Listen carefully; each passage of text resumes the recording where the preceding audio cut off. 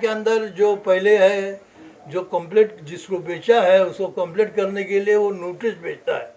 Notice बेच के वो बिल्डर को बोलता है कि उनको घर के बाहर भेज दो, और वो पुलिस भी बनाकर जब वो घर के बाहर जाते हैं, ये ऐसा है कि बाद में उसका इंक्वायरी करते नहीं है। और मेन बात यह है कि जब किसी को पकड़ने का होगा तो पहले नोटिस क्यों देते हैं ये, और मीटर रीडेड लेते नहीं है। जब घर के अंदर कोई आदमी रहता है तो मीटर रीडेड लेंगे तो पता चलेगा भाई दिए है, उसकी ज़रूरत ही नहीं है। तो इस एरिया के अंदर ये काला बाजार चला हुआ है, और जब तक के हम लोग जाते नहीं है तब तक के पेपर हिलता नहीं है। नमस्कार, मेरा नाम मुकेश अमल है। यहाँ पर जो खोट डोंगरी सोसाइटी है उसमें एज अ सोसाइटी में एज अ ट्रेजरर मैं सेवा भी देता हूँ यहाँ पे, और यहाँ पर मेरा घर भी है। डोंगरी पे ही पात्र सदस्य हूँ मैं, और यहाँ पर बहुत से लोगों के प्रॉब्लम्स वगैरह थे, उन वो सारे प्रॉब्लम्स को फेस करने के लिए एक कमेटी हम लोगों ने बनाई थी, जिस कमेटी के ज़रिए हम लोग कुछ ना कुछ लोगों तक अच्छी चीज़ें पहुँचाना चाहते थे। लेकिन प्रशासक के वजह से या कुछ ऐसी गलतफहमियाँ वगैरह हुई यहाँ पे, और सारी जो बिल्डर की वगैरह गड़बड़ियाँ वगैरह जो हुई उसकी वजह से मामला पूरा कोर्ट में चला गया। कोर्ट में जाके स्टेटस को लगने के बाद सोसाइटी अभी स्टेटस को लगा हुआ है, तो ज़्यादा कुछ एक्शन भला करना भी हो तो नहीं कर सकते, कुछ लिमिटेशन आ जाती हैं। तो एक रिक्वेस्ट ये भी रहता है कि प्रशासक जो बैठा है यहाँ पर उसको नज़रअंदाज करके वापस सोसाइटी के हाथ में ताबा भी आवे, ताकि सोसाइटी किसी जो प्रॉब्लम जो मतलब ज़रूरतमंद है उन लोग तक कुछ ना कुछ अच्छी चीज़ पहुँचा सके।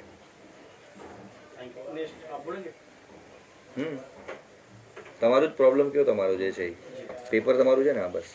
मैं योगेश वासना, मेरा 308 का रूम नंबर मेरे पापा के नाम से था।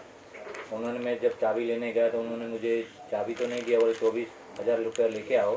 बोला अच्छा लेके आता हूँ। तो बोले और क्या लगेगा? बोले तुम्हारा ये लगेगा एग्रीमेंट का, मतलब तुम्हारा NOC लगेगा। तो ठीक है, वो भी ले गया था, लेकिन मेरी रजिस्टर यहाँ पे नहीं थी। और आज 1 साल हो गया। तो उसके बाद में जब लेने गया वापस, उन्होंने मेरे रूम दूसरे को बेच दिया, और मुझे रूम अभी तक मिली नहीं। एक प्रशासक और बिल्डर जो है वो नाम क्या है? हाँ, शाह उसको। आप सब लोग नाम बोलिए, बिल्डर नाम के साथ बिल्डर का भी नाम बोला जी। मेरा नाम चलिए, मेरा नाम कनुभाई वाया। ये जो लॉटरी हुआ था 24 जून में, उसके पहले 31 मई मैंने SRE में डाला था कि मेरे को लॉटरी में नाम दाखिल करो, लेकिन मेरा नाम SRE ने भी नहीं डाला, ये बिल्डर ने भी नहीं डाला। अभी लास्ट में मैंने अप्रैल में मैं गया था ये मनसुख भाई का ऑफिस में, तो मेरे को बोलता है कि आप SRE में गाय को गया, मैं आपको जेल में डाल देगा, और आपका जो पात्र है ना वो भी मैं कैंसिल करा देगा। तो फिर मैंने उसको फिर वापस निकल गया। बाद में मनसुख भाई शाह हाउस कौन बिल्डर है।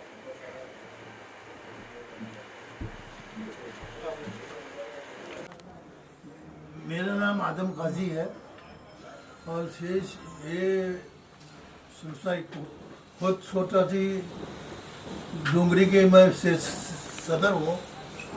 और ये जो रामजी से पहले रामजी था, अभी मनसुख आ गया है कि रामजी ने भी घोटाला किया है और मनसुख ने भी घोटाला किया है। हर एक बिल्डिंग के अंदर अपनी मर्जी से फ्लैट बेच दिया है, और वो जो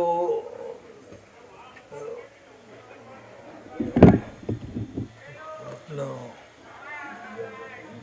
जो सोसाइटी ऑफिस और वेलफेयर सेंटर ये सब भाड़े से लगाया है 3 नंबर में, और उसको सोसाइटी के हवाले नहीं किया।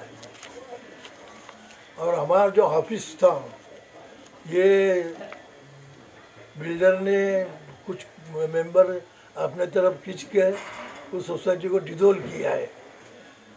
एक 9 आदमी से सोसाइटी नहीं चलती है, लेकिन एक आदमी सोसाइटी चला रहा है ये सारे का, और ताला बंद है। ताला बंद के लिए वो सोसाइटी का कम से कम 8,000 रुपया महीने को जाता है। इस सोसाइटी का लॉस है। और गवर्नमेंट जो एक्शन होता है वो SRA के ऑफिस के ऊपर होता ही नहीं है। बाकी गरीब आदमी बीच में मर जाते हैं, और वो चाबी देने के लिए कम से कम 18,000, 20,000, 25,000 ऐसा लेता है। अभी आगे कौन बोलेगा? भद्रेश्वरा खोट डूंगरी में मोर देन 70 ईयर्स से मेरे पापा रहते थे। मेरे पापा अभी फ़िलहाल नहीं है, उनकी देहांत हो चुकी है, और ये घर अभी मेरे मम्मी के नाम पे, हीराबेन भद्रेश्वरा के नाम पे।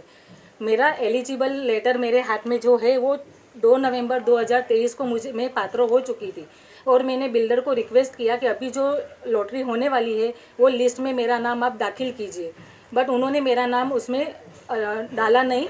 और जब ये 24 जून को लॉटरी हुई, उसी दिन मैंने वहाँ पे, मुझे वो लॉटरी, ऑनलाइन लॉटरी में मैं भी थी, मैं सब सुन रही थी किसको किसको फ्लैट अलॉट हुआ है।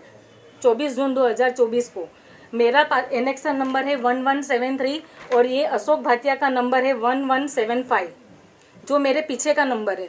तो मैंने उसी दिन SRA में जाके ये एक रिक्वेस्ट मतलब लेटर दिया था कि मेरे पीछे वाले को घर मिल रहा है तो मुझे क्यों नहीं। बस मेरा यही एक है कि तुम जब मुझे बोल रहे हो कि आपको ये बिल्डिंग में नहीं मिलेगा, पीछे की बिल्डिंग में मिलेगा, तो मेरे पीछे वाले को क्यों मिल रहा है?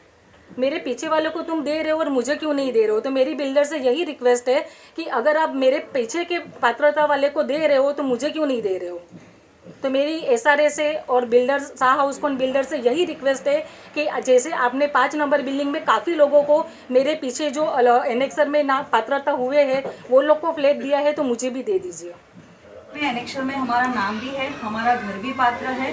बिल्डिंग नंबर 5 1015 में बिल्डिंग नंबर 5 लॉटरी में 1015 नंबर का फ्लैट मेरी मम्मी के नाम पे अलॉट भी हो गया, ये उसका प्रूफ है।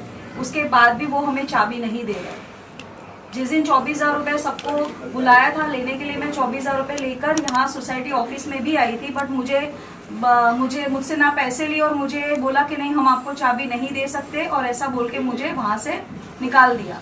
और जब 6 महीने पहले मैं यहाँ पे नवरात्रि के आसपास ऐसे ही ये बिल्डिंग में वो फ्लैट देखने आई थी, तो वो फ्लैट उन्होंने किसी और को रेंट पे चढ़ाया हुआ था। तो किसकी परमिशन से वो ये कर रहे हैं? तो ये मेरा उनसे सवाल है। एडमिनिस्ट्रेशन से क्या कहना चाहेंगे आप, शासन प्रशासन से?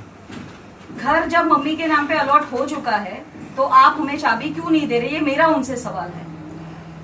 मैम क्या कारण हो सकता है कि जो आपको अलॉट होने के बाद भी आपको फ्लैट नहीं दिया गया? कोई रीजन मुझे स्पेसिफिक नहीं बता रहे। ठीक है, प्रशासन से क्या मांग रही है?